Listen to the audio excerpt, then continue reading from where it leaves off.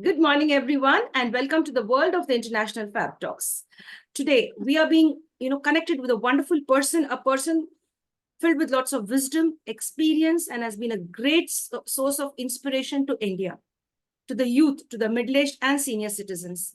How? Let's get to know more about it. We want people like these to be a source of joy and guidance to the younger generation, not only in India, across the world. So friends, what the International Fab Talks concentrates on, connecting with the unsung heroes who have done their very best. There are several of them who would want to transform your life, would want you to have a beautiful thought process, would want you to shape your life in the right way. They've overcome all the obstacles and hurdles in their life, facing still hurdles, but ready to take the bull by its horns and go forward and surge in life. So this is what we would like you all to learn from all our celebrities and guests who are here with a special purpose only to educate and to empower the youth, the middle-aged and senior citizens. Join us, friends, to welcome our celebrity and guest. He is Mr. N.SIVASAILAM, joining us all the way from Bangalore, and he's a retired IAS officer. Presently, he is working as a judge. Let's get to know more about him as to how his journey was with the Indian Administrative Services and what is his journey now and how he could help you to be a successful person. Hello, sir, and welcome to the session. Thank you. Thank you for inviting me, and let me congratulate International Fab Talks for inviting me here and for this peer-to-peer discussion. And I hope I'm able to address a lot of your questions and also listen to a lot of advice from people who may have comments. Thank you, sir. Thank you very much for being so humble and so kind to accept the invitation and to share your time with us. Thank you. I go ahead and share your profile in a brief way and then we go ahead, sir. Thank you. Thank you, sir. Thank you very much. My dear friends, have you seen the importance of this great personality, a person without ego? This is what we want all of you out there to be egoless and to focus on building a beautiful future, having gratitude in your heart for all that you've had through these years and wanting the best for everyone. So join us, friends, to get to know more about our celebrity, Mr. N.SIVASAILAM. He holds a bachelor's degree in mechanical engineering from Delhi College of Engineering, that is University of Delhi, and MBA from the Faculty of Management Studies, University of Delhi, a master's in social policy in developing countries from the London School of Economics, and a postgraduate diploma in intellectual property rights law from NLSIU, Bangalore. He joined the Indian Administrative Service, guess when? In July 1985 and superannuated in April 2020. It's a long stint, being in that field. That's wonderful. We'll get to know how Sir was when he was, serving the IAS post as an IAS officer. We'll get to know because many of you have those beautiful dreams to become an IAS officer. So here we'll get to know more about it.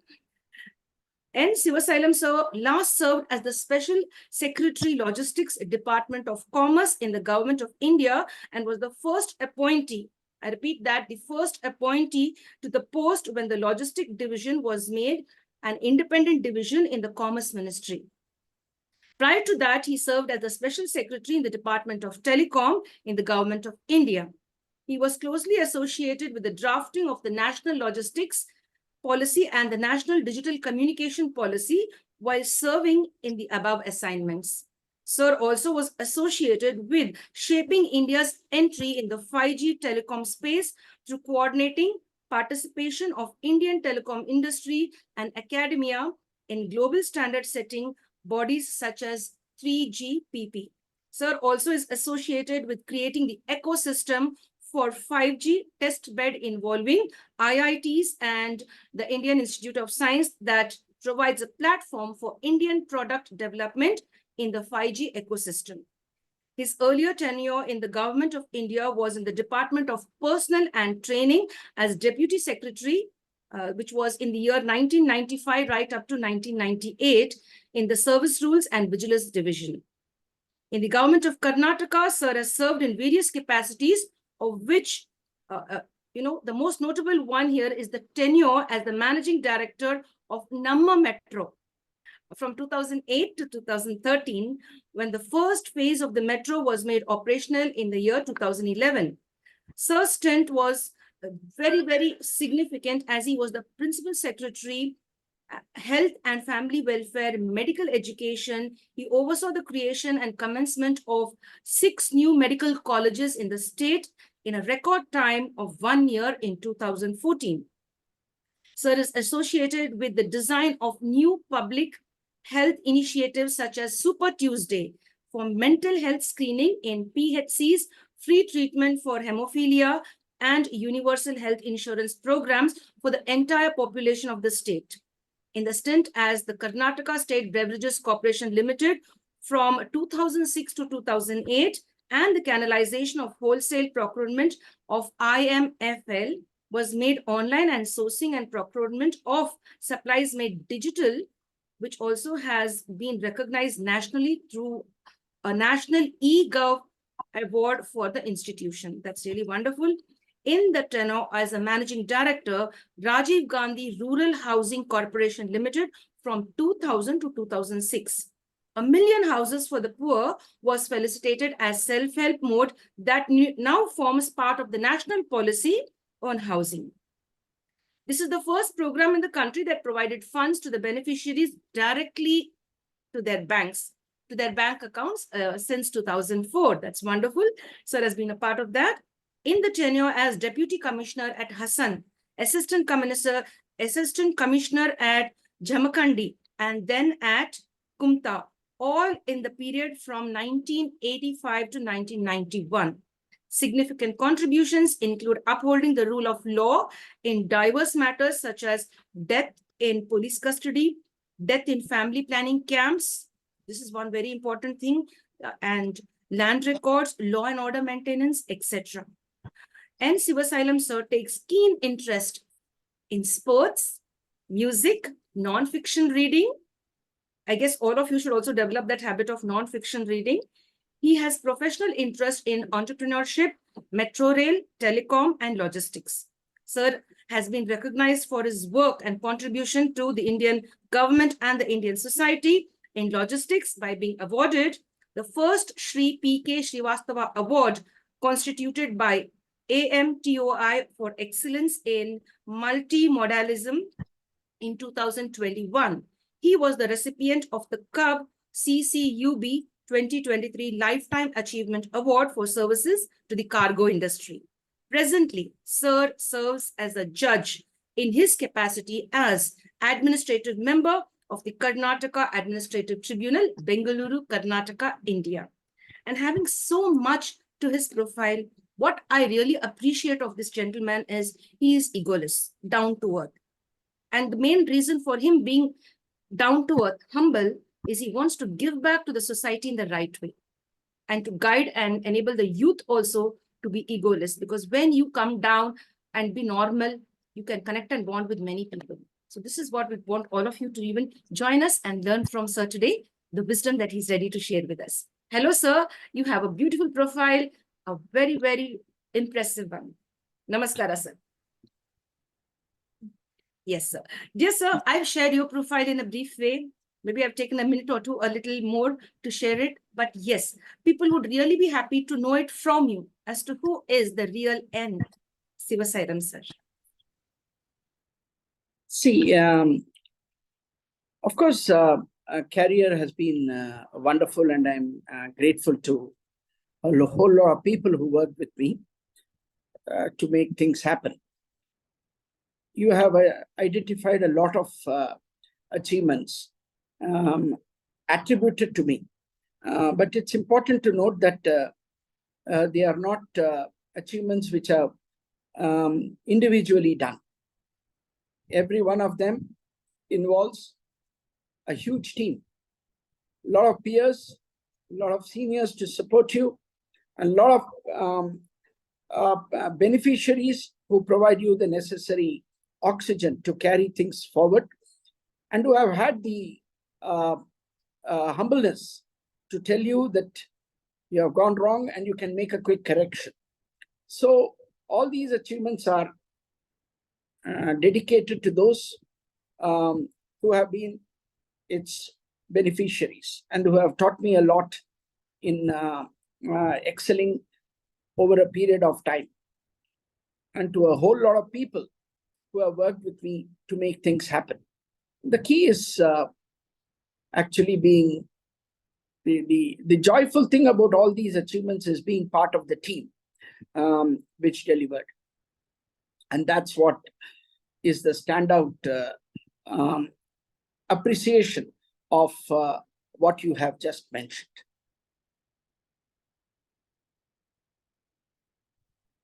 Yes, sir. Thank you very much for sharing. You're very simple and humble, and you give the credit to other people who were with you, to the team. And you say it's teamwork.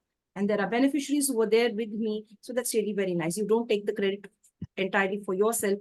You share it amongst your peers and with your colleagues and with people connected with you. That's very nice to be grateful. No work is achieved singly, especially in the public sphere.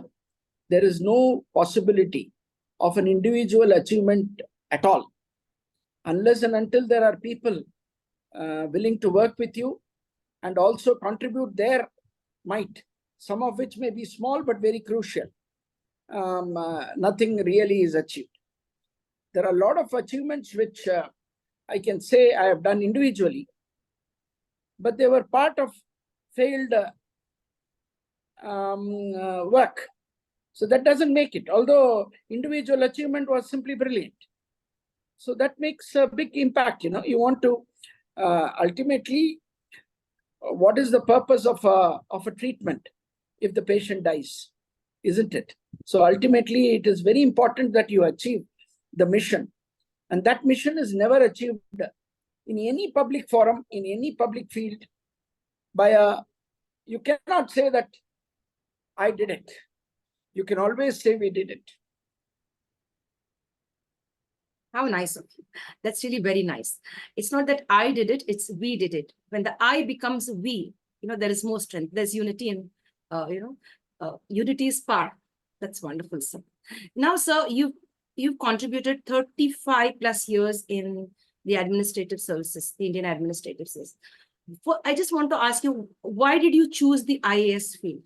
What made you choose that? See, it's not that. I mean, at that time, when you are talking about in the early 80s, opportunities were very limited. I mean, it's not like what it is today. Today, I'm very happy and that opportunities are there. At that time, if you really wanted to make impact, there were very few private sector jobs which was providing opportunities in the public realm. And but if you really wanted to do something out of the way or be part of something which could be considered as a contribution while you are on the job, the only option was look at government service. And in that, particularly the IAS made a very big option. It still is, let me tell you. The type of opportunities which members of the service get in terms of their the wide variety of jobs is something still amongst the best in this country, and that's why you find so many people still interested in it. But yes, you do require a mindset for it. I mean, if you're as was mentioned by you, if you are posted in a place like Jamkhandi, you should be willing to go there. Because in those days when I joined, there was just one bus from Bangalore to Jamkhandi, and that was a night bus. And that's how, and we didn't have a dial telephone at all. We used to have lift telephones. You lift it, and the exchange will pick it up, and then they will connect you. And that was still in those times. So you can say that, and in those places, if that's a situation, you can well imagine how people are looking forward for opportunities for the government to come and serve them, and that's what I took to heart, and I'm happy I enjoyed it. Yes, I made contributions along the way. As I told you, a lot of people were there with me to make those contributions, and every night was every day I spent was I felt successful, and every night was a very peaceful night throughout the service. So there was not a single day when I did not sleep in 10 seconds after I hit the pillow. Yes, sir. That's really nice. Thank you, sir, for sharing. So now being very honest as an IAS officer gets you transferred most of the time. That I've been reading and watching in the news. And is this true? How does that matter? Is my question. It's, see, there are several ways by which an issue is addressed. Isn't it? Yes. One method is you solve the problem. The second method is you just take the person out of the problem. The government generally follows the second one because the problem is not with the person. The problem is between the government and the population. So when they find that this going is hot for the state, I mean, they just say, okay, you go to another place. What have I lost by it? Was my pay reduced? Was my honor reduced? Was my facilities reduced? Actually, you grow in stature. And as long as you're willing to serve in another place, a job is waiting for you. It's not that in the other place there's no job, it's waiting for you. So you move on. And once the administration realizes that you don't bother about your transfers, they will not transfer you at all. And they will face it. Isn't it? So I would say that transfer should not be made a big issue. A civil servant should be capable of moving everywhere. After all, where they can transfer me? If it's a state government, they can transfer me to any place in the state. Have I not opted to work in any place in the state? I have. Similarly, if it's a union government, they have opted to transfer me to any place within the country. If they transfer abroad, it's actually a bonus. So I would say that this should not be made too much of an issue. There's a tendency to think it's so. It's not so. If you're able to organize your lifestyle in a manner which you're able to move with a suitcase, as soon as you're transferred, it's fine. And I can tell you, I've always handed over my job within 2 hours of receiving a transfer order. And I was there in the next job the next day. So because the work is waiting for me there in the next job. And it's not that they didn't give me a posting. They gave me a posting which always did better. So it's quite okay. And I don't think, I don't attach too much of a negativism to this. Governments do that for their own compulsions. And as an IAS officer, I was never harmed by a transfer. You go to another place, a house is waiting for you, a vehicle is waiting for you, an office is waiting for you, people are waiting for you to come because the post is vacant, and there are people waiting for you to deliver. So it's the same. How does it matter? Yeah, you may be serving. You're not opted to serve. I mean, if I have taken it upon myself to serve Andrea, then there is a problem. If I have taken upon myself to serve a population, and as long as I'm making impact in that particular population, which is under me, it's quite okay.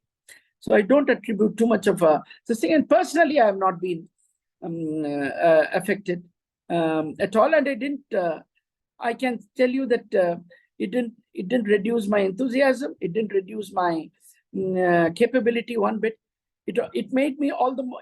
It made me stronger, because I knew that this is the maximum a government can do to take you out of the job. But then there might be unfinished tasks in the place where you left, but there are new tasks open for you in the place where you're going. So you look forward to that. After all, I have not taken it upon myself to solve all the problems of the world at all times and everywhere. So you take it in your stride, move on with renewed vigor. And that's how it has been right till my last posting. Excellent, sir. That's a well answered.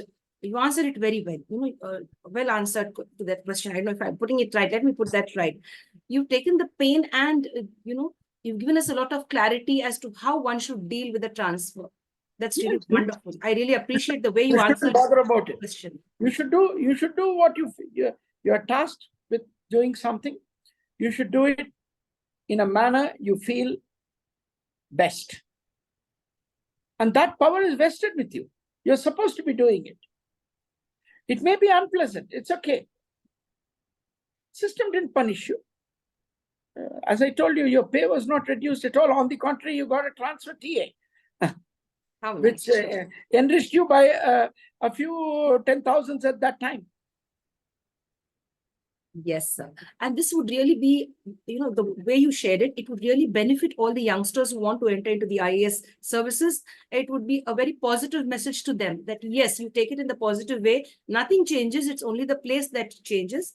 If you're going to compromise and going to feel bad by the transfers, you're going to compromise. And that's where the problems in the civil services start. Once you are willing to compromise, there are people willing to take advantage of it to the hilt. And that's where the issues of corruption, nepotism, inaction all start. And justice has got a lot to do with authorities being inactive rather than authorities being active. And that's how injustice gets perpetrated. Injustice gets perpetrated, not because there is no law. It is because the persons entrusted with the enforcement decide not to act.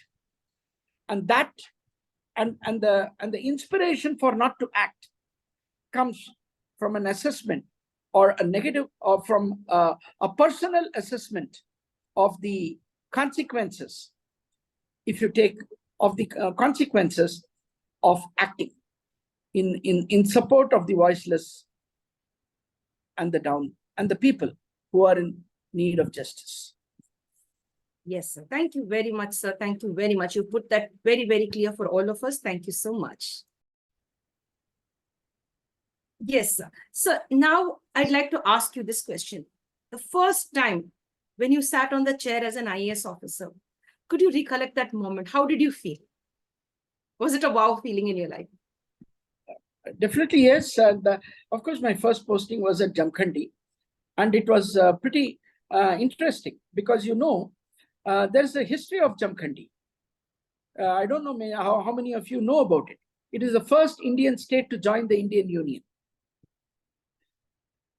And that's, India was consisting of a lot of princely states, isn't it? And Jamkhandi was the first princely state to join the Indian Union. And the office of the assistant commissioner where I sat was the office of the king of Jamkhandi. So it was in the same chambers, and surprisingly, they had preserved the chair, which of the old times. So it was because here was a guy who was completely urban bred and going into a rural area for the first time and staying overnight, likely to be for more than 2 days. I've never spent time in a rural area for more than 2 days before. So you can well imagine the type of personality which was going there. I felt definitely good. There were a lot of people in their customary attire. My staff were all in their customary attire, not pant shirts. They were all having dhoti, panchakacha dhotis, kurtas, and with a cap on their head. And almost all of them, except one person who had just joined a month ago. All of them were in their customary attire. So I thought it was, I just kept quiet and I thought it's their attire and to greet me. When suddenly I realized the next day that this is their customary attire and I was the one who was wrongly attired.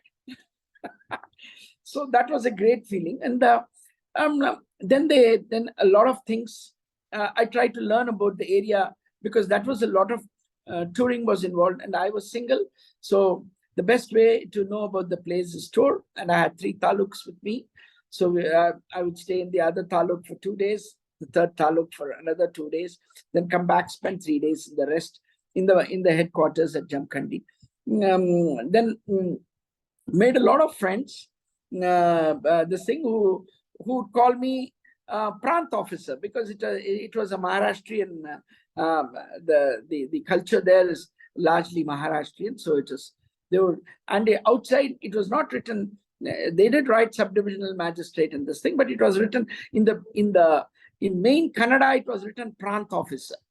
It was not written subdivisional officer or assistant commissioner. It was written Prant officer. So that's then you come to know that these are the cultures of this area. Then you begin to appreciate them. And I'm already familiar with the Maharashtrian way, having lived in Maharashtra. So for me, it was nothing new. And the cuisine was largely the person, my peon, who would also serve as my cook Maharashtrian dishes. That was not something new to me. So it was wonderful, and I must say I was quite happy at being there, and also got to know the people and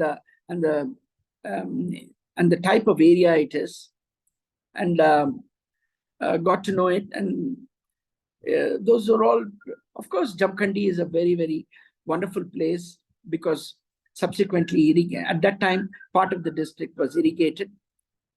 Subsequently, a large part of the place got irrigated. So it's now a very, very, very prosperous agricultural area. But in those days, with things being different, it was quasi-feudalistic. So there were a lot of issues, women-related issues. There were a lot of deaths of women within 7 years of marriage. So I was called upon to do a lot of inquests, which I did. Quite a lot of cases got settled solely based on my report, about which I feel very happy now. Yes, those were all areas under transformation. And you knew that, and you came to know that coming from an urban area, things in the rural area are quite different. A lot of things need to change, and change for the better.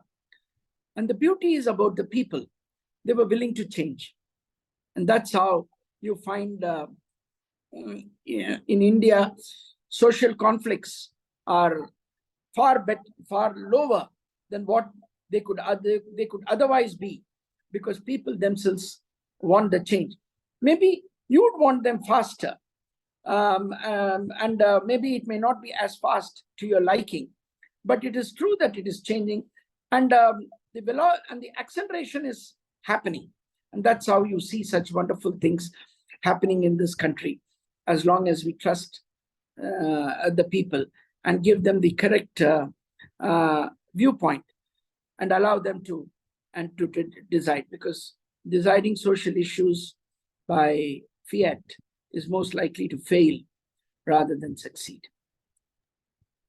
Thank you, sir. Thank you very much for sharing all of that. Thank you very much. You explained it so beautifully with regard to the attire and with regard to how you were connected with the people. And I really, I appreciate you going deep down to understand why and how women were, dying within 7 years of being married. And you've given a report, and that was accepted, and all of that. So if you could just tell us, like, what did you observe at that time? What was the main reason behind the death of women within 7 years of their married life? See, that's because of some what I would call social practices which present day are not acceptable. For example,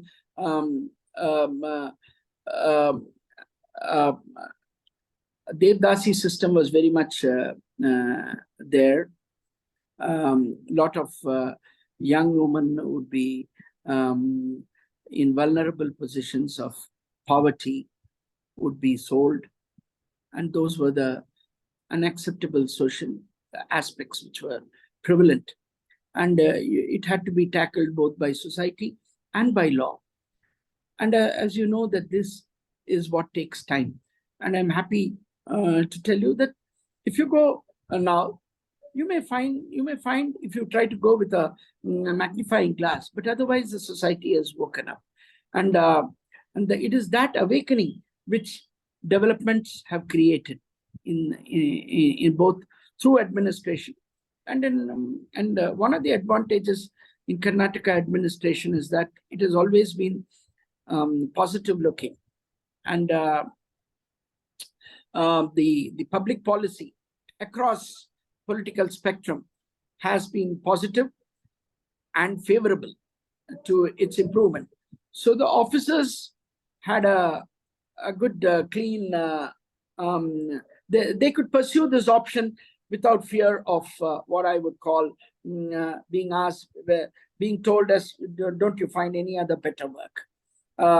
So that way, I would say, if at all such improvements have taken place in the state, a lot goes to the political acumen of the politicians, both locally, statewide, and across political parties. And they have been greatly supportive of actions by administration, administrators, along across the spectrum.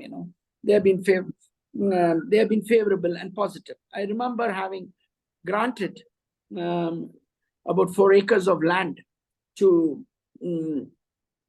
a person who had just been freed from the Devdasi thing by the police administration in Jamkhandi. And there were people who were objecting to this allocation. And the matter went right up to the High Court. And the High Court told that if you want to press the matter, we will hear you, but we will impose costs. And the land grant was upheld as a very positive gesture.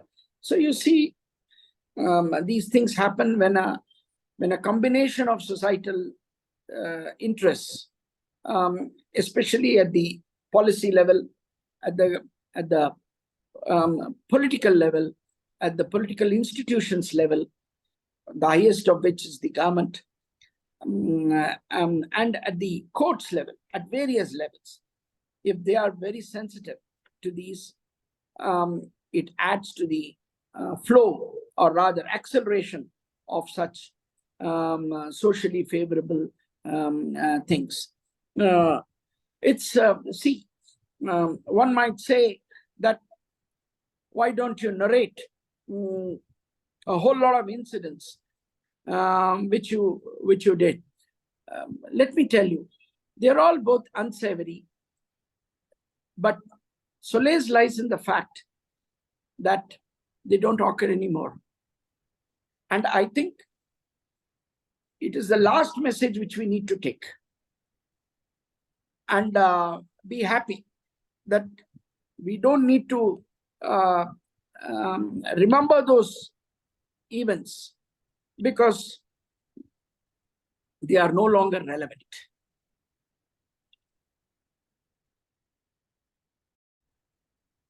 Thank you so much, sir, for sharing all of that. It really feels good that you were an upright officer and you really focus for bringing about social change. You are a very progressive thinker, right from 1985. If you were so progressive in your thoughts, that's really wonderful. And we really appreciate the work that you've done and are doing till date.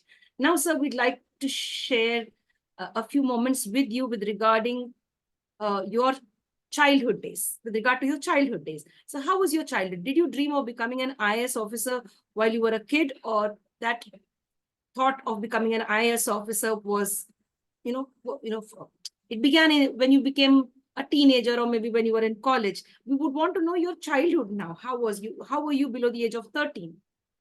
Below the age of 13, I always wanted to fly. Fly, become a pilot. Pilot. Wow. Now, that was, I always looked at the skies and I was amazed at the number of, wanted to always take to the wings and wanted to train in flying. And I think it's nothing very exceptional. Most children want to fly. So I think my younger friends would always be like this. We'd always do like this so that we thought we were always flying, walking. So that was a good memory I have with all my fellow friends at that age. As things developed, say when I entered 9th standard or 8th standard, 8th standard, 9th standard, I became interested in nuclear physics, and I really thought that India's solution lay in nuclear energy. And those were the days, those late 70s, early 80s were days of huge power cuts and things like that. I don't know whether you are familiar with that. We used to face power cuts. In any city where you go, there were power cuts. I mean, nobody had any power at all. So just imagine in a place like Delhi, you lose power in the night. So it's virtually like hell. And so you train to sleep in the roof and things like that. And that was the common way of sleeping in Delhi in the late 60s and even early 80s. When we were there, we'd go to the roof and sleep so that we are not bothered about the power. So 2 hours would be a problem. After that, it would become chill. But I mean, this was the context under which I became interested in nuclear energy. Then I found that, incidentally, I do remember I wrote the BARC examination.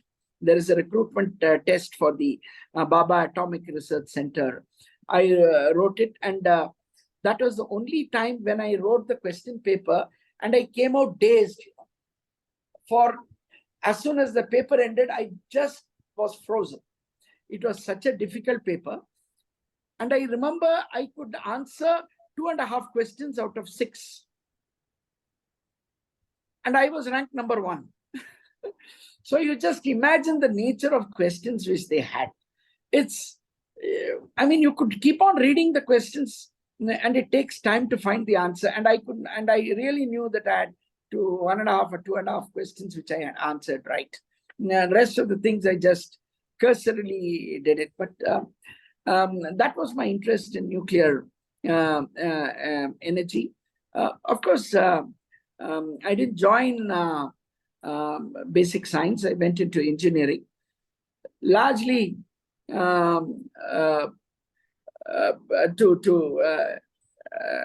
heeding to the family that you need to be professionally qualified.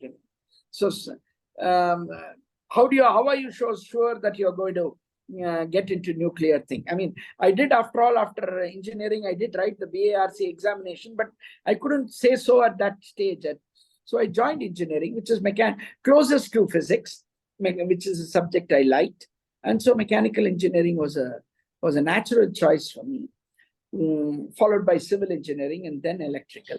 So I did well in mechanical engineering in the place. I liked the subject, and I did power plant as my elective. So I continued with the energy part of it. May not have been nuclear energy, which was only a small part, but was part of the energy stream. I mean, that part of the interest did not go, although it was thermal energy largely. Yeah, and I enjoyed it. That was engineering for me. After that, I told you I did write the BARC examination and did write the railways also. And then I actually joined the railways before coming to the IAS. I was a railwayman. I was in the mechanical engineering service of the 82 batch. And then I joined the railways. I mean, IAS. Yeah, yes. Wonderful. So that's really very nice. And I like the childhood, attachment of wanting to become a pilot, or like you just showed that beautiful action. It just came out voluntarily. I really love the way you presented that.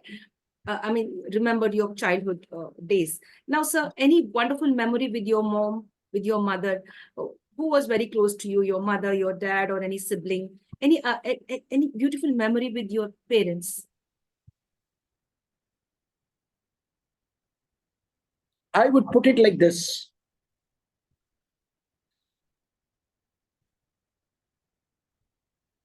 If you achieved any success, you always told it to the person you liked. if you always had a failure, you told the person who liked you. They are different. So when I was my first all achievements, the first would be told to the father. But if there was a failure, it would be told to the mother. Person you like, and the person who liked you are different persons. And they are both important.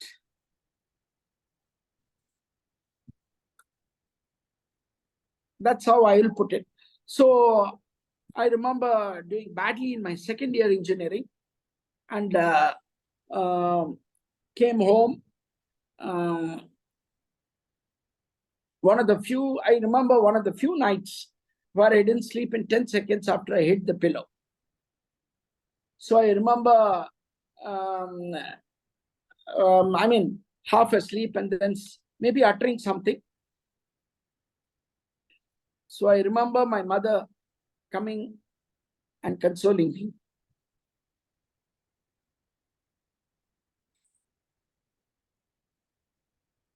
Yes, sir. Yes, sir. I get that. I get that. Yeah, wonderful. That's a beautiful bonding. Now, as a little boy, how were you? What did they call you at home? I'm called Chaila, Chaila. Chaila is basically a distortion of Saila, which appears in the middle of my name. And I was named Chaila by my youngest mama. So, and that is the name which has stuck in the family. Yes. So I'm called Chaila. Yes. That's really nice to get to know about you, about your childhood. That's wonderful. So, any other memory that you remember as a youngster? Like, were you the obedient child or the naughty one?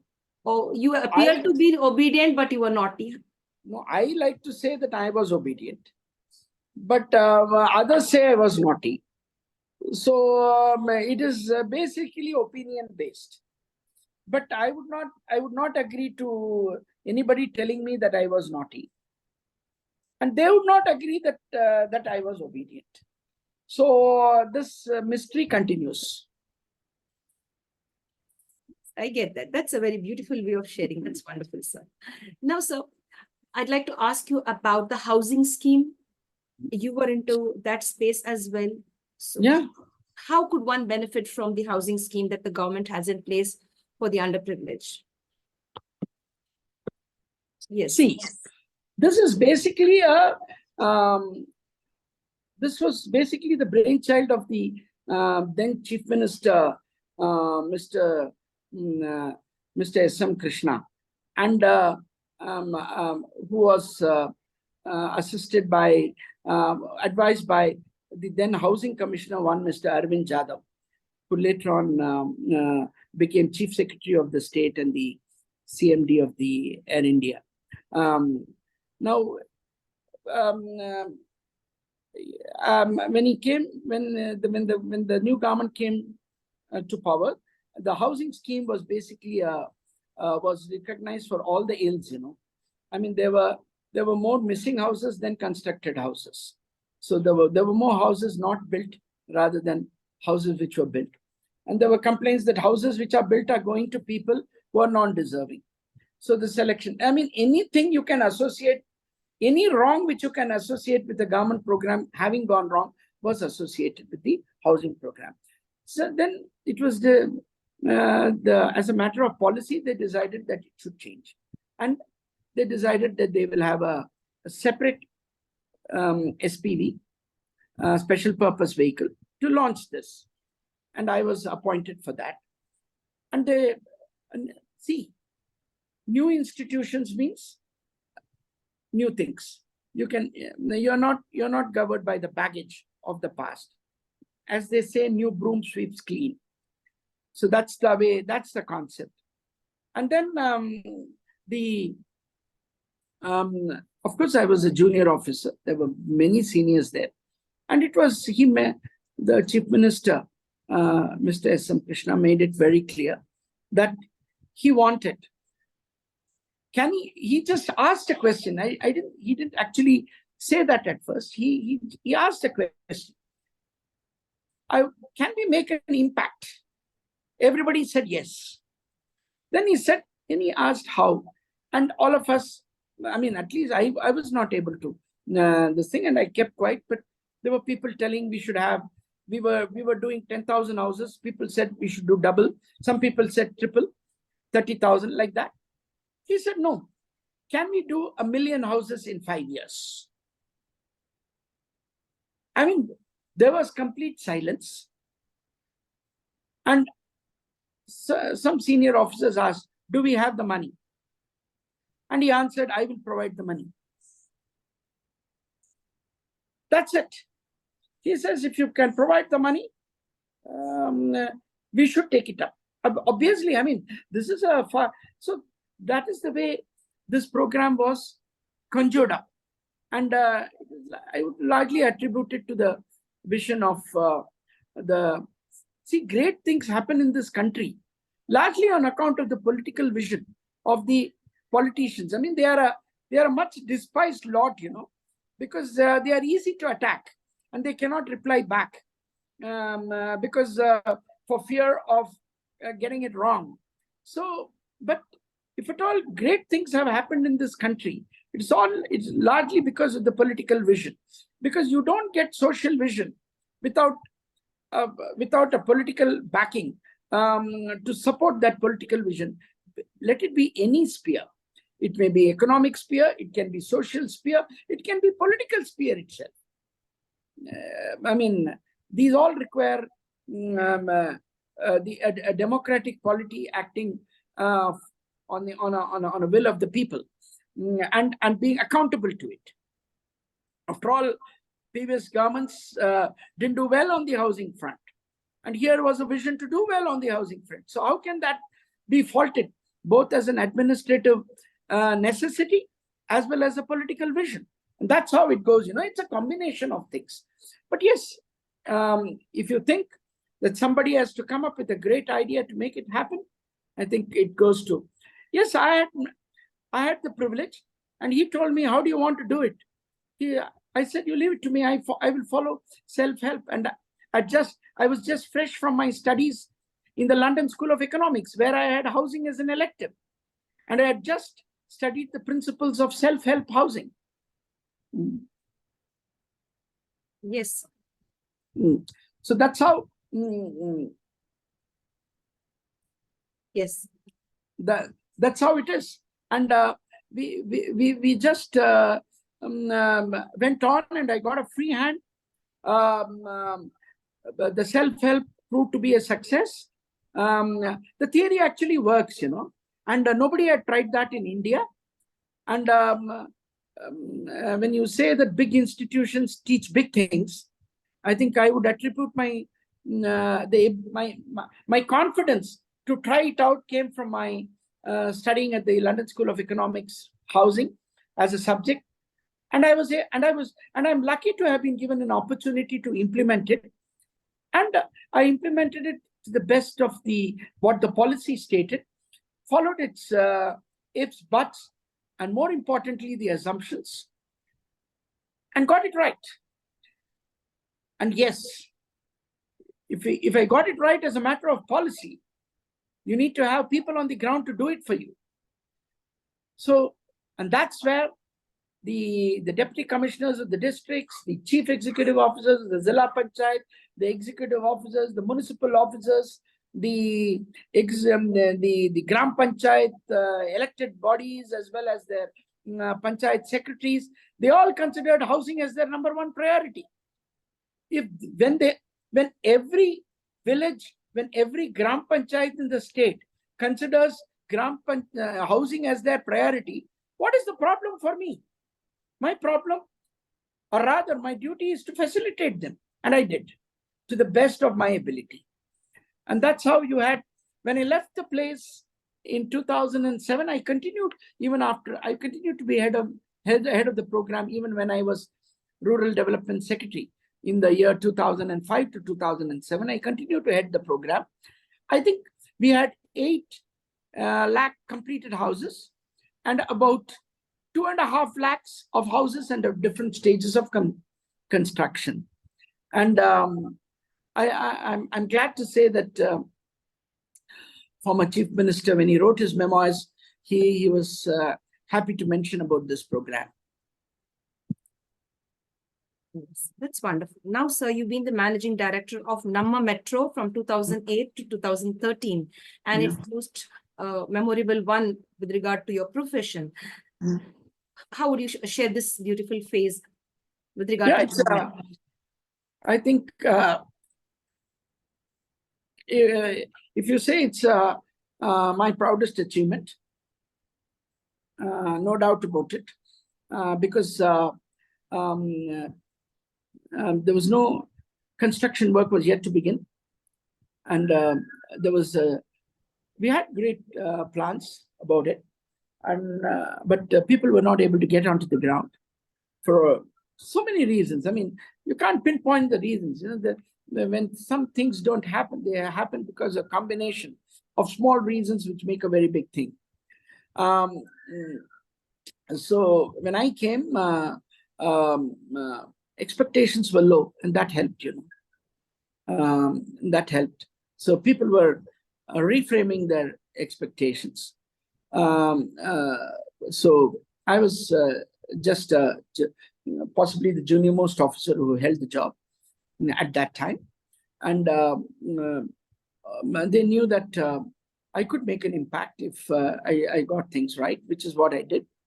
There were several new things. There were senior people in my organizations, doyens, whose confidence I had to get in order to, I mean, for them to be, I mean, they were all doyens of the trade, you know, in the industry. And they would, I mean, if a managing director is flippant, you had more problems than solutions. So that's getting the organization's confidence was my first task, which I did rather easily, largely because of the support which the members gave me. Then we worked on to the problems. We got into the ground, and we were up in the first train ran on trials in 4 years, and we were ready for a launch in 4 years, 4.5 years, almost the quickest from the time the first pier was laid.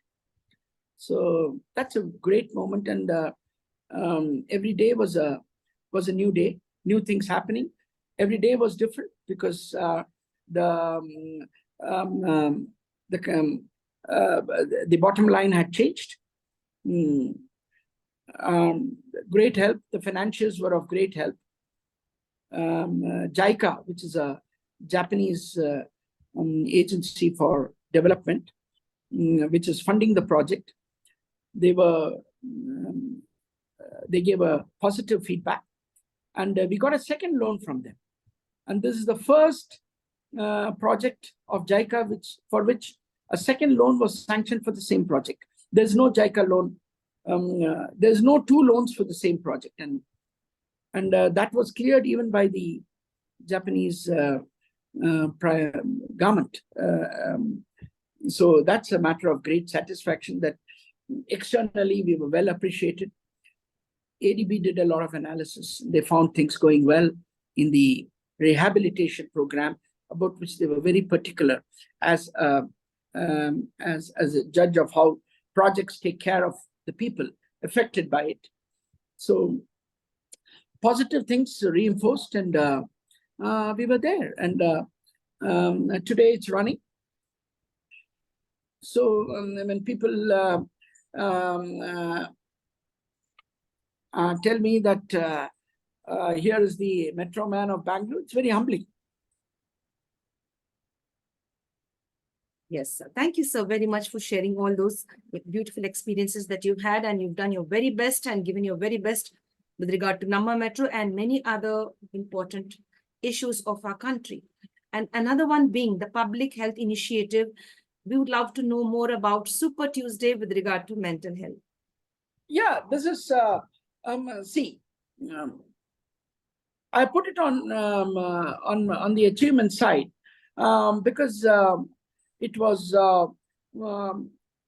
sanctioned by the state of Karnataka, and I was the principal secretary, and I definitely I was part of it. But it's not that it's my I'm the only fellow who did it, and possibly I was there at the right time at the right place, because I had a set of ministers, one of whom is still the medical education minister, Mr. Sharan Prakash Patil, who is a doctor himself, who is an inspiration on this thing. And the other was the health minister at that time, Mr. U.T. Khadar, who is now the Speaker of the Assembly.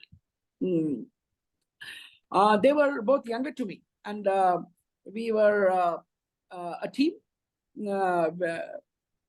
During discussions, it is Mr. Khadar who mentioned that who would make a joke of the report on mental health cases, and said that mental health cases are some 1,000 times more than what you are reporting. And you would make, then I would also agree as a secretary. I told, sir, there is no reporting mechanism, but I know that there is a thing. And his able ally was his fellow minister, Mr. Sharan Prakash Patil. And together they would tell me that, what are we doing about it? Obviously, they are entitled to ask the secretary to, what are we doing about it? Of course, they also direct, but they would still, being part of the team, they would say, come on, SHRI, what are we doing about it?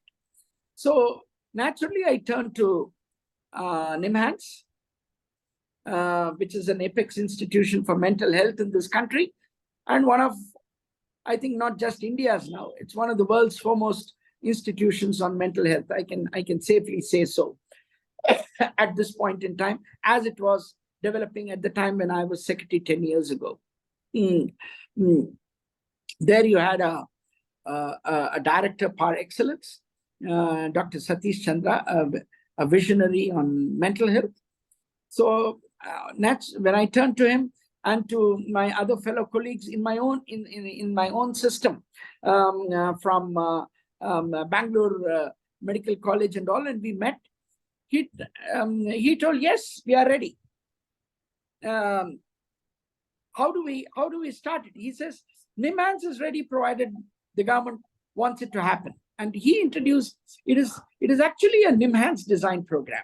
It's not the entire design for this program is a NIMHANS, completely NIMHANS design. If you talk of Super Tuesday as a program, it's a NIMHANS design program. They are the experts. What we did was to agree to what they have been telling all along, and which possibly due to non-realization at the levels at which, including at our levels, we didn't give too much of importance.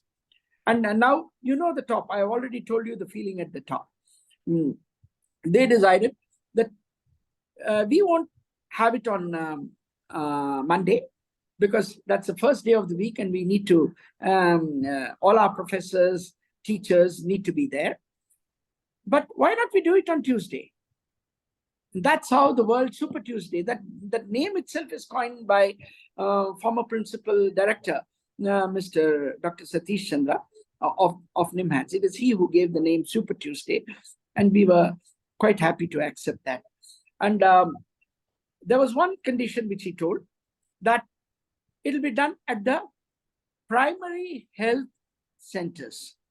Obviously, the next question, how are you going to train them? Our doctors, to which the answer was, who is asking you to train them? We will train them. We will go to the PHCs and train the doctors. And if they want to make a reference, we will give them the time, occasion to make the reference. Then we started it off. We continued it for about, I think, 4-5 months, 2-3 months. Then in the meanwhile, there was a very, very generous offer from the proactive offer from the Karnataka Psychiatrists Doctors Association. They told that we should not be left behind. We should be allowed to make our contribution free of cost. At the places nearest PHCs, we are willing to go to which, and the nearest PHC which they defined was 30 kilometers. Just imagine, 30 kilometers, you can find any number of PHCs. So it was a great offer from the doctors, which shows that, I mean, everybody wants to contribute. It's not that you create a mechanism, you create an institutional framework, and there is no dearth of contributions. There is no dearth of willing people willing to work for a cause and give as much as they can. It's not that, after all, public health is first and foremost government responsibility. There's no doubt about it. But these additives make a huge impact. Naturally, let me tell you the flip side. Then the results came. Then we published the first results, and the number of mental health cases rose 400 times. Because the number of cases are number of people consulting. So when you consult people, see, mental health is such a state of thing that even good people like I and you, today, there might be some event which may be happening in the evening, and tomorrow we may be a little depressed. It's possible. Even very good people who are actually normal can have mental health problem. It doesn't mean that mental health means pagal or deranged. That's not the meaning of mental health. Is a medical term in which even very nice people, me and you included, can have mental health problems due to certain events occurring suddenly or unexpectedly or whatever of nature. And that, but the important thing is that it is curable, it is treatable. But Nimans first made it to think that there is no wrong feeling in having. There is really nothing wrong in having a consultation on a medical issue. That's what was a big message. It went all over the state. I believe it's continuing, and that's good. Thank you, sir. Thank you for sharing. Thank you very much. We have a power cut. Okay, I could understand that. Yes, sir. Thank you, sir, for staying online. Thank you very much. Thank you very much, sir. Now, sir, we'd like to know about your interest in sports. As you said that you have a wonderful interest in sports. So how this, can we know which sport is it? Have you taken part in sports or viewing it? I have played table tennis. I played cricket. I played, and these two I played at a reasonably, you can say, at the college level. I do dabble in badminton. I can't say that I'm that good, but you can say good enough for a doubles game, you know. So I do play a little bit of tennis as well.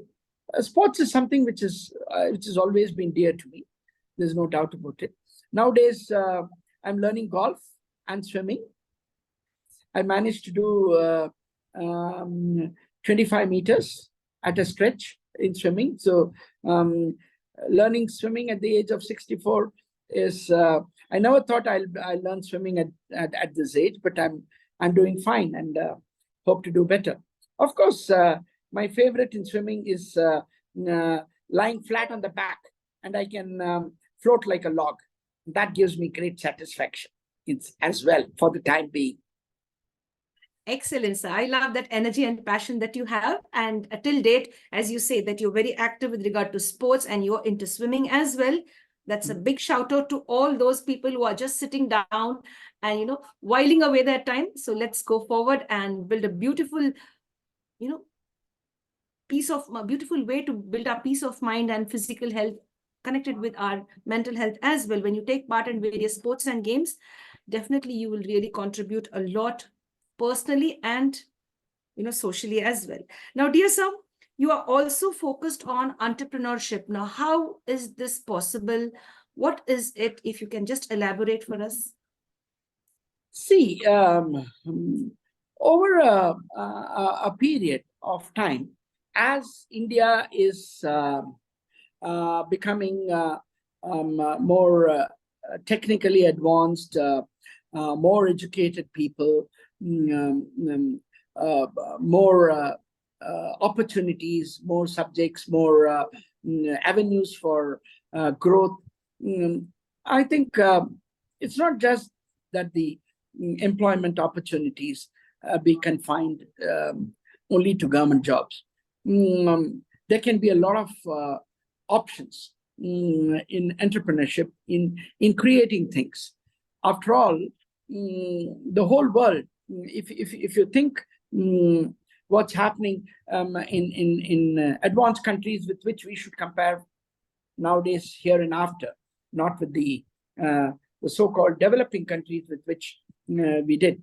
Our interests are more aligned with the developed world, the so-called developed world. I put it only on the economic sense. Development may have many facets.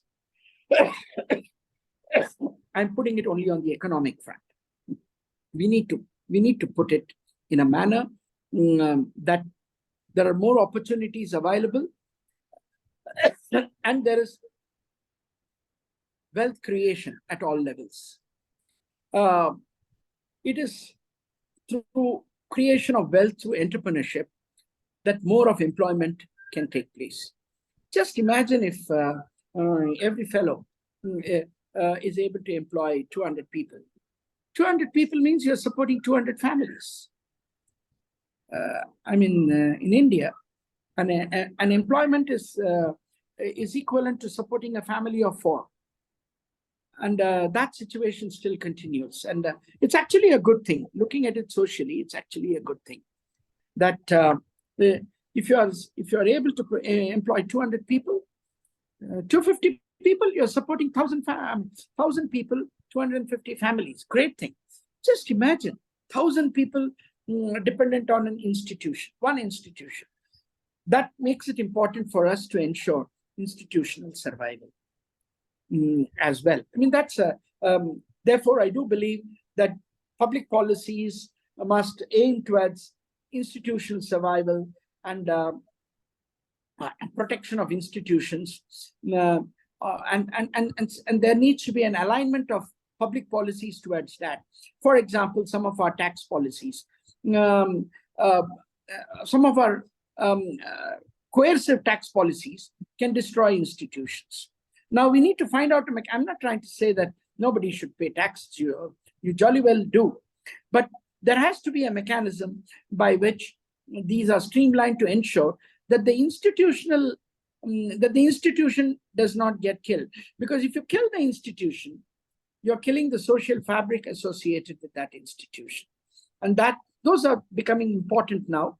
Those public policies, I'm sure, will develop as entrepreneurship goes up, and I see this as a wonderful way, particularly in the telecom, in a technologically advanced world.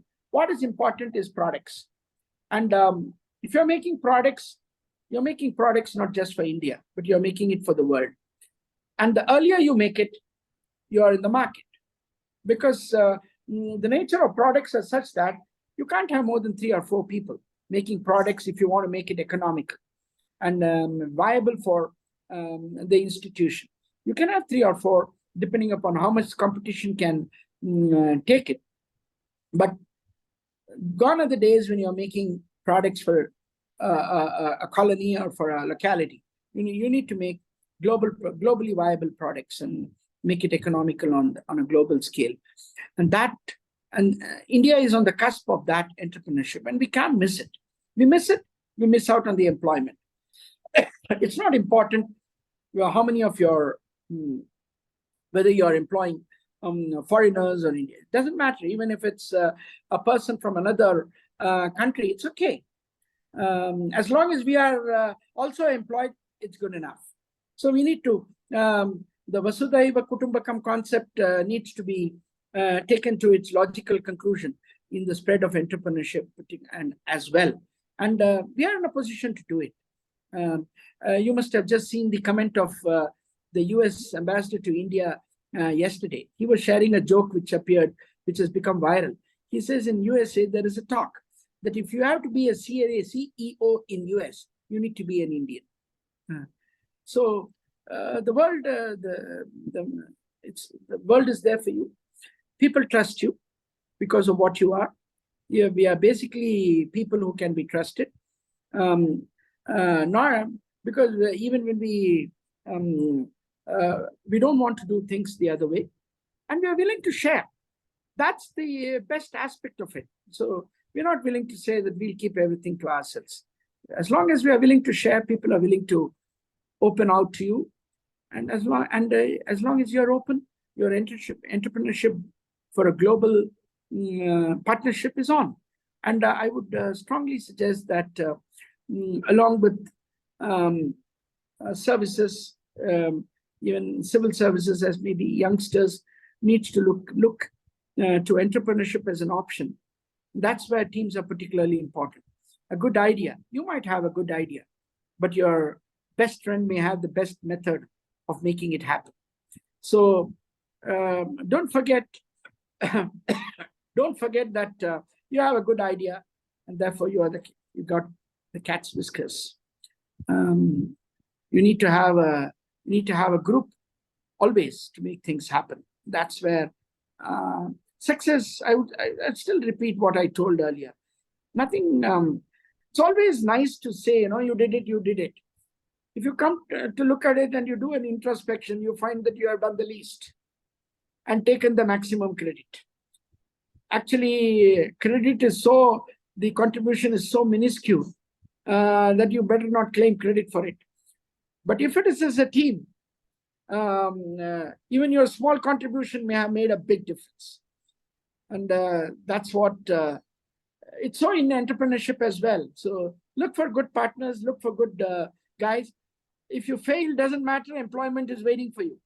And anybody employing you will always prefer a person who has succeeded, who has tried and failed, rather than a novice, who will make the main entrepreneurship fail. So look at entrepreneurship as an option. I think I have one in the family. My youngest son did it, and now he's a successful entrepreneur. So that's how it is. You need to support those guys, and follow your heart, because see, life expectancy during when we started off on our career, they said it was 62. We were happy when it was raised from 52 to 62. Today is, I think, 78 or something, and only rising. Yes.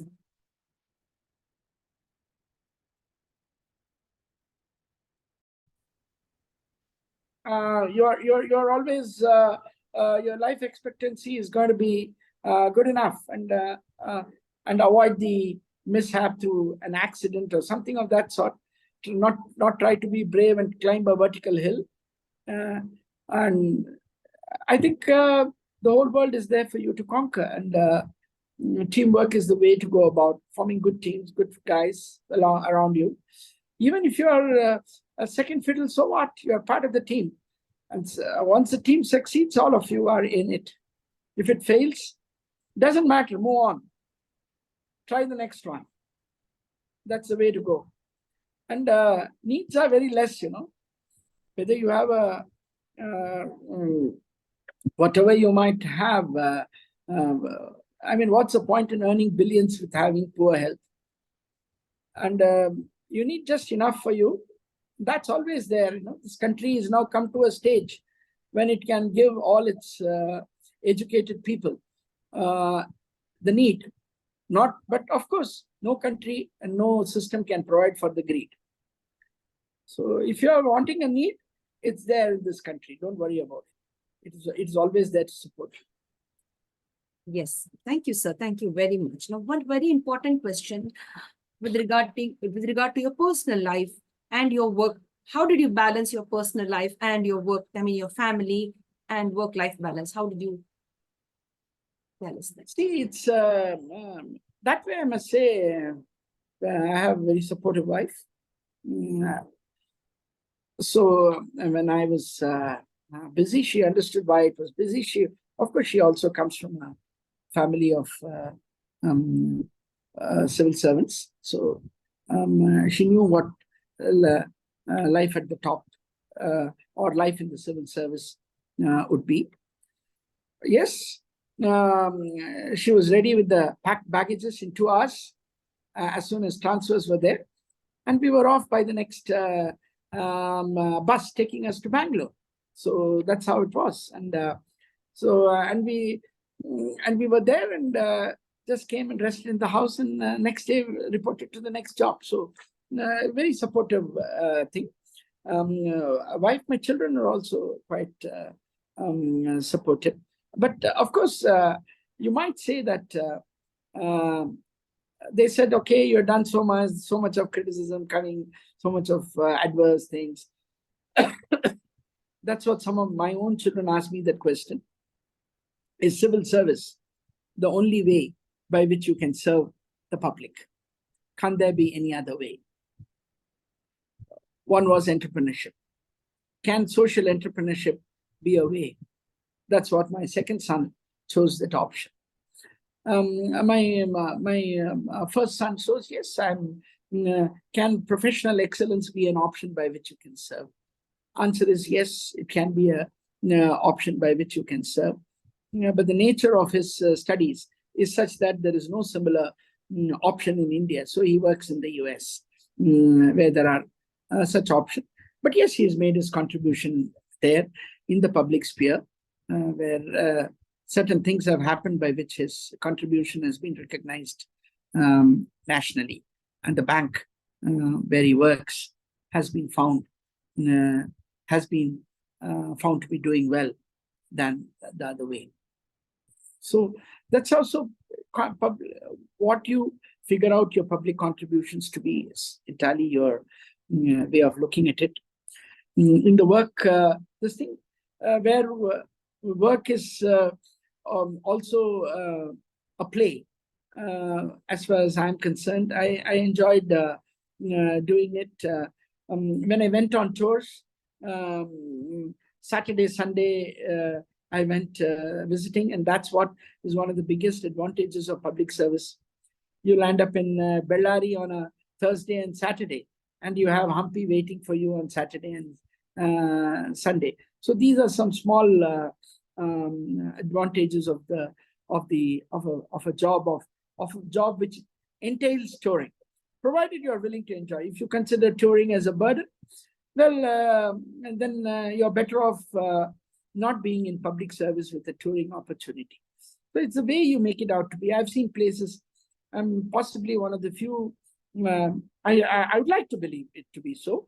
I'm one of the few officers in Karnataka who has been to every district and every taluk of this state at least twice. So my jobs were of such that which carried me to each one of these, and I didn't miss this opportunity. And to the extent possible, if it was covering over a weekend, I took my family along, and the service didn't grudge me for that, So those are some small things which I did,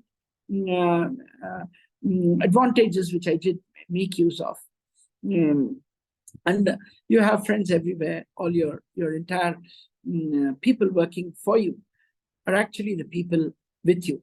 So that makes a lot of sense. And you're there for them as well. I mean, it's actually a two-way. I think you're always there for them. They could always get into your room, and at any time, even if you're at home, then they can always meet you. And that's what endears you. So where work transcends into issues and supports you at home, why not have it? It's a good mix. And the huge friends which you make, you might think how you call them, whether they are your official friends or your personal friends, gets obliterated over a period of time. And we did have opportunities. We did go to, we did have our holidays, as I told you. But yes, if you ask me whether I did take my leave travel concession guaranteed in the service. Let me tell you, I didn't do it for the first 25 years. Oh, and it is only when I reached my last 5 years that I availed it twice. And of course, COVID made me lapse one. And to that extent, one life travel was lost because of COVID, and they are not extendable. So, but yes, it's not that they didn't matter, you know. I mean, it's not that we didn't see places. We've been to many places, both in Karnataka and in other places. That's so. I wouldn't say that, but maybe you should ask my wife about it and about the balance, and maybe she would have something different. Although I would like to think that it's not so. It's peaceful. It makes me rested at peace. To assume that it is not so. Yes, thank you very much, sir, for sharing all of that. Thank you very much. It's been really very kind of you to share that. Now, sir, which is the best non-fiction book that you would recommend for the readers, who are voracious readers out there? See, I would say, I mean, I don't know. It's people who would like to share about international affairs and things like that. I like the book on diplomacy by Henry Kissinger. I mean, I'm a master storyteller on this field. I enjoyed it. I find it very incisive, and I think I've done some fourth reading, and still find nuances in it, and go back, because every story has got a story within it. When you talk about balance of power, people talk about balance of power as if it's something, and the concept is propounded there. And there, when you go back to the various events of events of the past and how it has traced the future, it's fascinating. So I found that book fascinating. As far as there are different fiction subjects. If you're talking about management, of course, Peter Drucker, there's none like him, and who created the subject. And people, it's still evolving. PhDs have been made on small terms, which he has made in the book, and that's very fascinating book. The World is Flat. That's also a very fascinating book. But I do believe that one of my what I'm trying to do now is trying to catch up on Indian philosophy recently. I'm starting with this book. Oh, it's just on my table. I'll just get it. It's just on my table. This is the one. It's a very an introduction to Indian philosophy. This is the book I'm reading. It's in some 20th reprint or something. These are important to understand certain things. And when you come to read of it, you understand how much you have missed by not knowing Sanskrit. And I think I would strongly recommend to youngsters, don't go by what people don't make it political.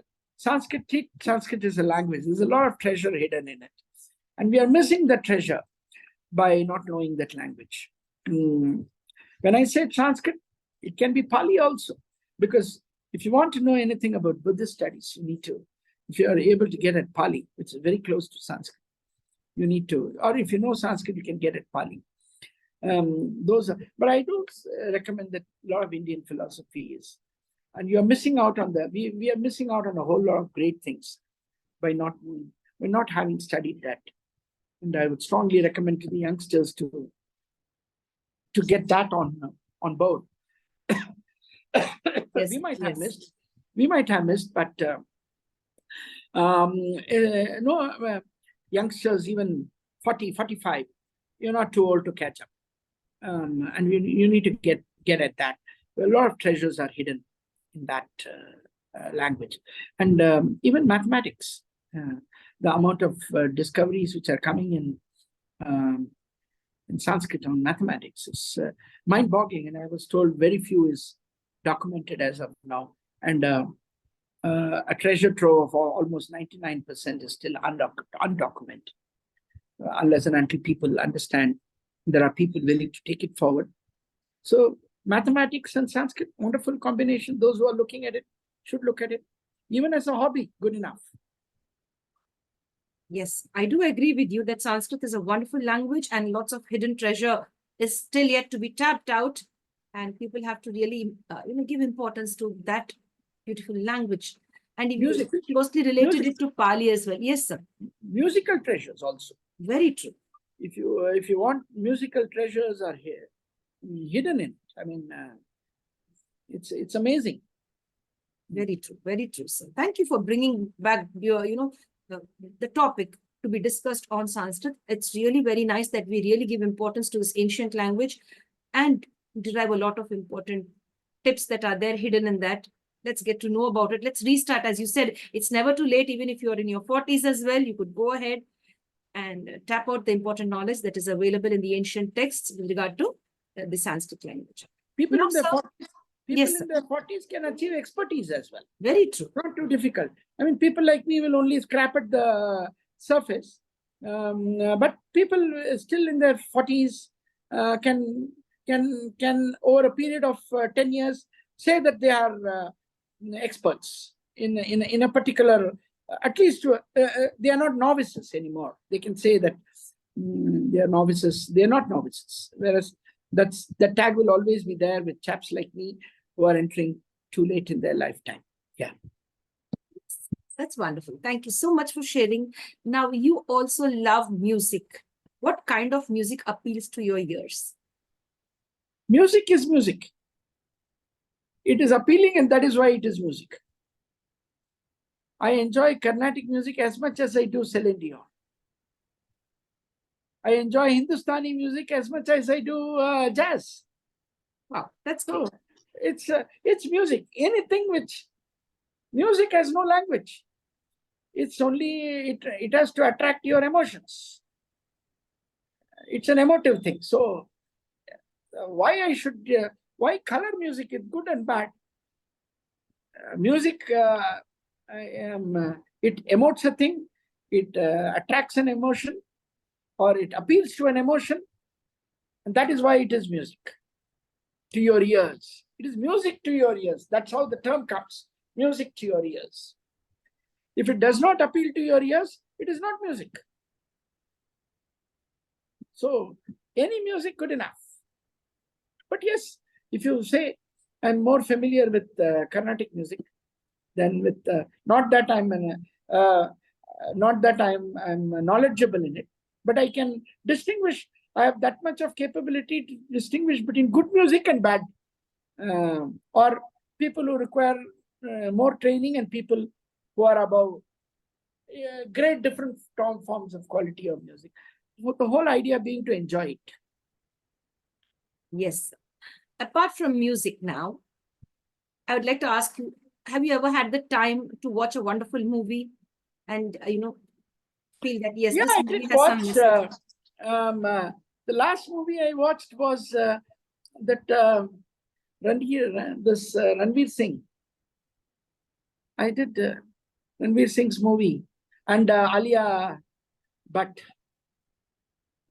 Recent, I forgot the name. It was nice. It was Karan Johar's movie. And I enjoyed it. He had a lot of, it was a perfect movie. And I admire Karan Johar for getting the social themes in, dropping in the social themes about women's empowerment, about LGBT communities being ostracized, just that little bit of thing. So it's enjoyable. And it did have I mean, who says that it didn't have a message? And of course, I like Karan Johar because he's maybe younger to me, but still he's an inspirational fellow. He is innovative in his sphere, and that way he's been inspirational, and that's good. I like the freshness which he brings, and I liked the acting as well. Also, I saw the movie Razi. I think if it was not mistaken, that lady, what is her name? Heroine. I like the movie Razi very much. It was on the of a spy real life story. That also I liked. Yeah, those are the last two movies I have seen. Yes. Yeah, but I did. But if you the one which made an impact, but I did like long back, the one which I can never forget was the movie on Born Free. And I like that movie. It's very emotional. That I mean, this was regarding taming of. I mean, bringing up a lion in captivity and then freeing it to the wild, and the lion coming back to the owner, and that's the thing, which is the emotional thing, that everybody is born free, and that's the way we should. Yes, sir. Thank you, sir. Thank you so much for sharing. Now, sir, I'd like you to share your thoughts and views with regard to your stint when you were an IAS officer with regard to police custody deaths, and how Yeah, did that you is. go about it? See, these are all very sad incidents, sad social incidents, and they happen because on the spur of the moment, you forget that the people. I mean, when you are in the chair, there's a tendency for you to be larger than life, and there's a tendency perceived that the person in front of you is without any remedy. I mean, it's that tendency which can lead to such behaviors. And so it's a very sobering experience. It's just that somebody thought that this fellow was, he's in custody, and you gave him a whack, and that fellow was weak enough to get a rupture on the head here. So that's it. I mean, it leaves a very. Now, if you ask me whether there was an intention, answer is no. Because, but the person is not supposed to be doing it. He's a human, and it's not to be done even to an animal, for your information. So those things happen. They create a very bad. Then you have teams forming, some supporting them, some supporting you, and then that creates the social tensions. It leads to crowd gathering, firing, more people killed. And then the law takes over ever so slowly. But then it led to certain far-reaching changes which have continued in Karnataka, that any custody death, instantly 5 lakh had to be paid by the administration. And I think now it's much higher. In 1987, the order was passed by the High Court that you don't, even without anything, immediately 5 lakh should be paid to the kin of the person dead. Those are all palliative measures, but nevertheless important for the family, to say that the state stands behind you, rather than, and we will do our best to investigate the cause. But of course, a person is dead, and we can only try to make amends and try to that. Those are palliative measures of the state, supported by the judiciary, which invariably steps in as it should. And in this country, at least in the state, the judiciary law has always stepped in. And that has been a sobering experience.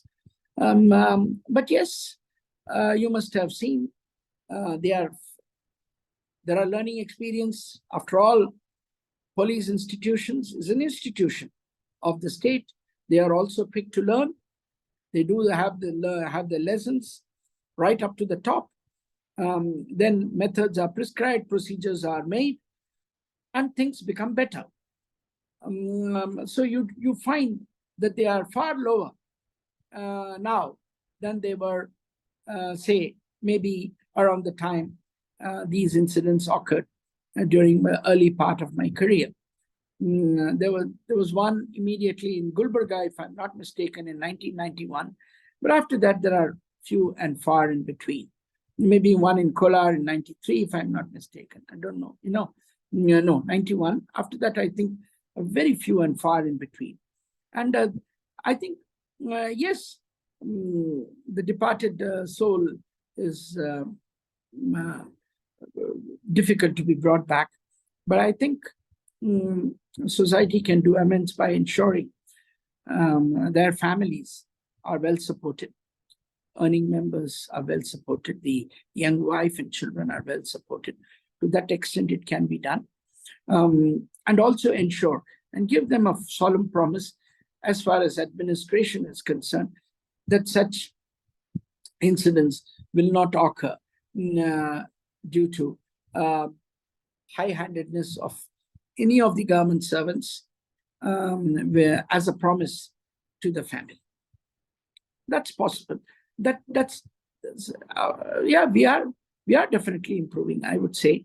Those incidents don't occur nowadays. Transparency mechanism, the Transparency Act has made things even more better. So habeas corpus petitions are nowadays heard. You have seen the courts reacting to habeas corpus petitions. So they react very fast. So that's a matter of great satisfaction. As a fallout of this, no way one can, as a civil servant, or as anybody for that matter, as a citizen, defend such things. These are unfortunate incidents which occur. And if we learn our lessons, the institution is better for it. And of course, the individual is addressed by the system. The system has its own ways of ensuring that the person is not rewarded for what he did and punished for what he did. Yeah. Yes, sir. Thank you very much, sir, for sharing your thoughts and views and the reality with regard to that question that I put forward to you. Thank you very much. That's really wonderful, sir. The way you put everything with a lot of clarity. Dear friends, it was really a beautiful journey with sir. He's our celebrity and guest for today. Is Mr. N.SIVASAILAM, sir, who's here with us, sharing all important topics with regard to his stint as an IAS officer and as well as a great human being. This is part one. We sign off now from the International Fabtalks, and we will be connected with you and sir as well in part two. Do join us with our second session. For now, it's a goodbye from all of us, signing off from the International Fabtalks for now. And if you like what we are doing, dear friends, do share this video with the right kind of people. You never know who might be inspired and would really want to take their life and their journey ahead with all the important wisdom that has been shared today on the International Fabtalks. Stay with us, stay connected by liking, commenting, and as well as subscribing to our channel such that you get a lot of important goodies being shared here on this platform.